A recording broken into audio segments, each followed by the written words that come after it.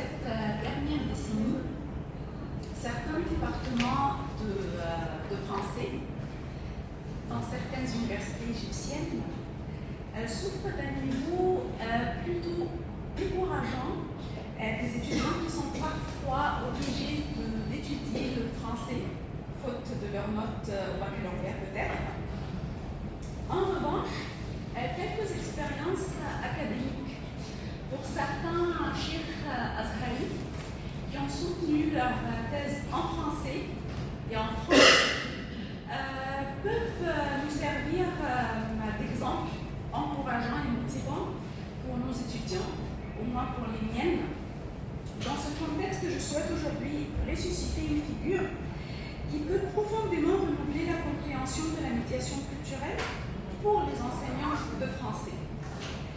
Suzanne Taharsi est née Suzanne Bressou, jeune bourgeoise, chrétienne, et ont partagé la vie d'un Égyptien azhari, pauvre et non voyant, qui sera plus tard le doyen de la littérature égyptienne, plutôt arabe, et ministre de l'éducation égyptienne.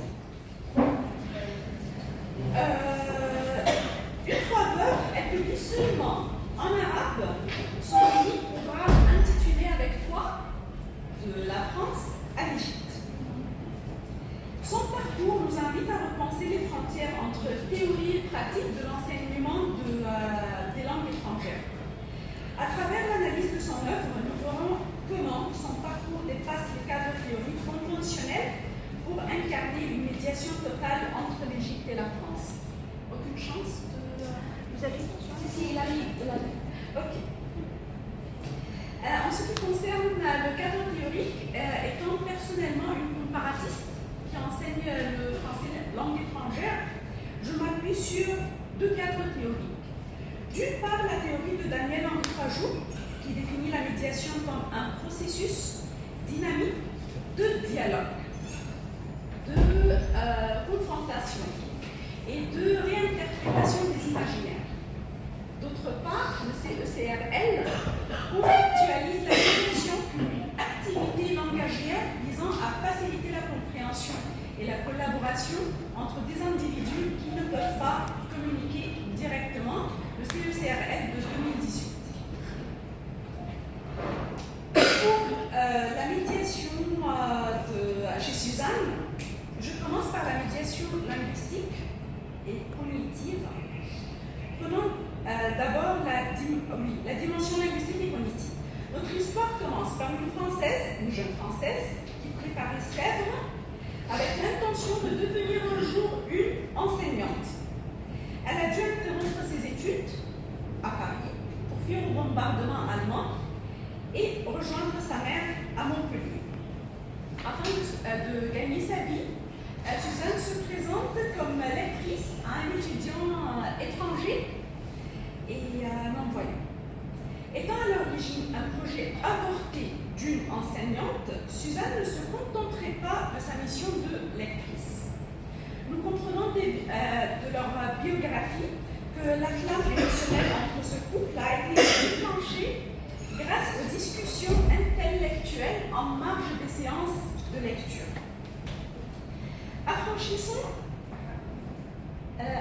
Affranchissant les frontières linguistiques, Robert Soler raconte comment elle lui apprenait la géographie de l'Europe antique en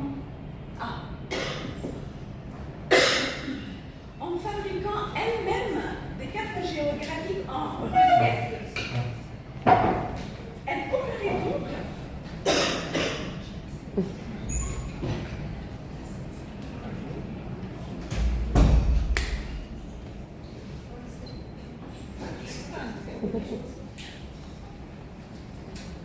le couple Taharsi.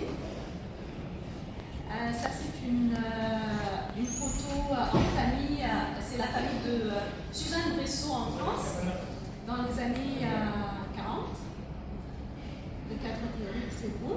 Et ça c'est la jeune bourguignonne Suzanne. Là, je m'attaque à 4 dimensions de médiation médiation chez Suzanne. Et là, nous sommes sur la médiation linguistique. Bon, est-ce qu'on disait? Oui. Donc, le fait qu'elle fabrique elle-même des cartes géographiques en relief pour aider son unique apprenant d'apprendre la géographie étant non-voyant. Donc, elle opérait donc une véritable transposition des imaginaires selon les termes de Daniel-Henri Pajot.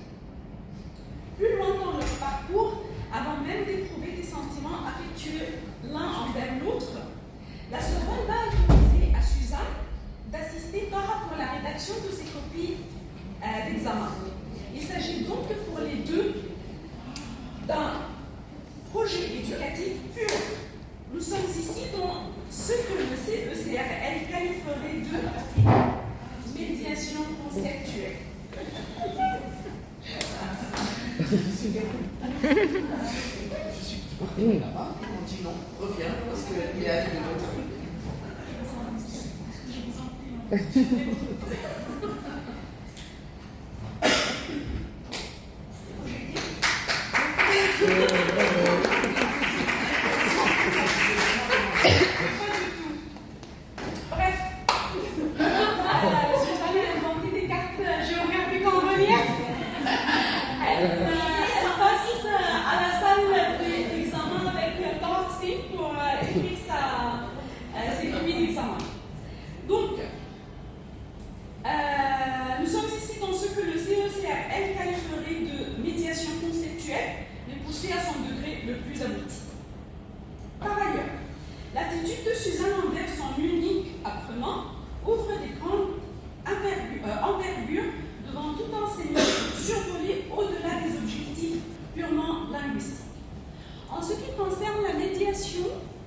sociale, institutionnelle,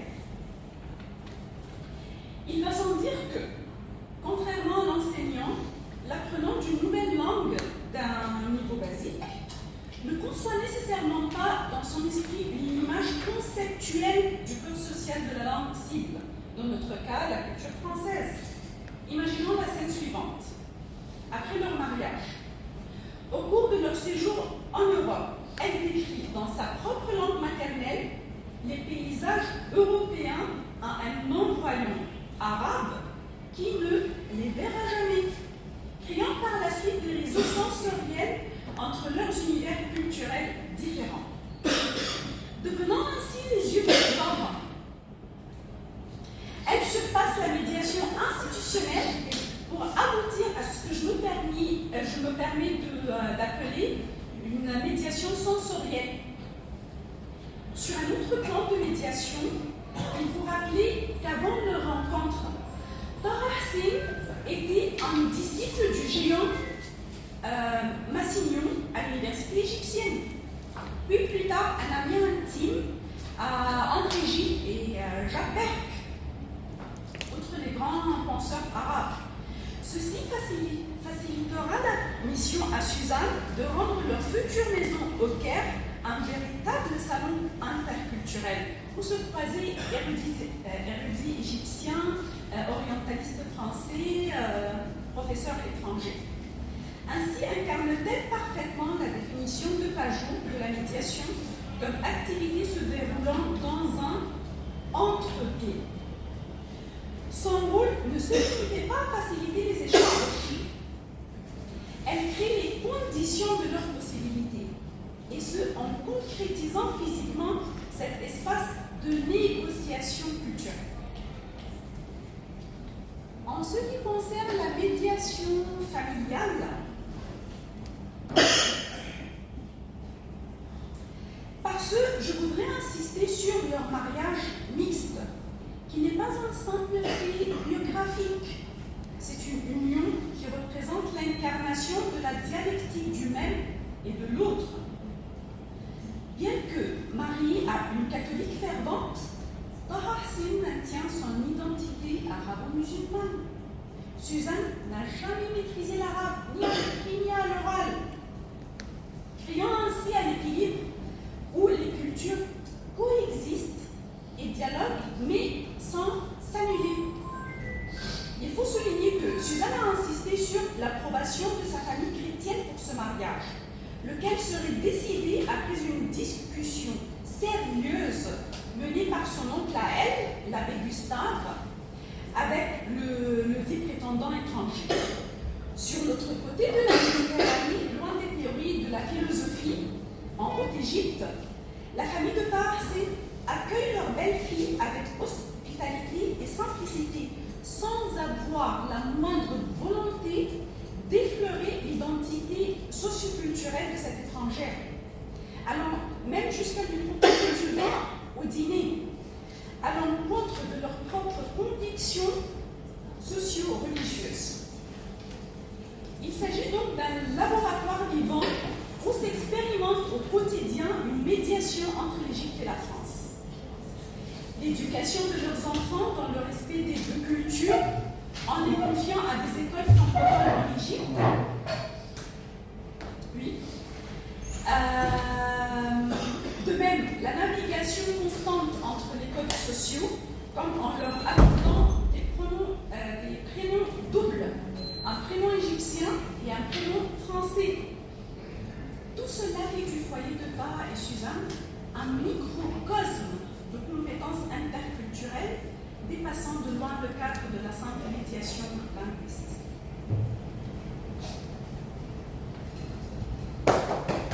Après la mort de Taha, le rôle de Suzanne atteint son apogée dans ce que Pajot nomme la pérennisation du sens.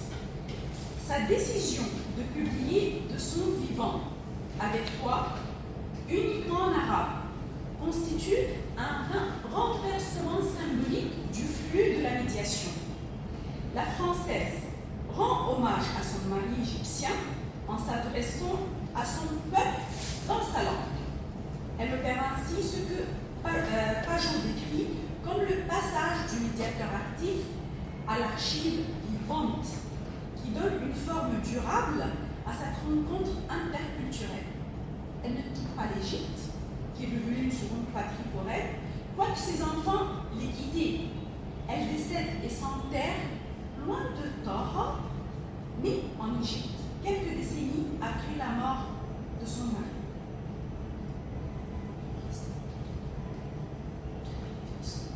J'ai droit à 3.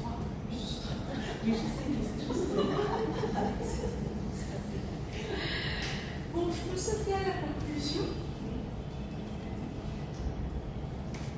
En définitive, Suzanne Tara Hussein nous montre que la médiation est moins une compétence qu'un art de vivre, un art de construire des ponts qui transcendent les frontières des langues et des cultures et qui participent activement à cette aventure du sens qui est au cœur de toute rencontre humaine authentique.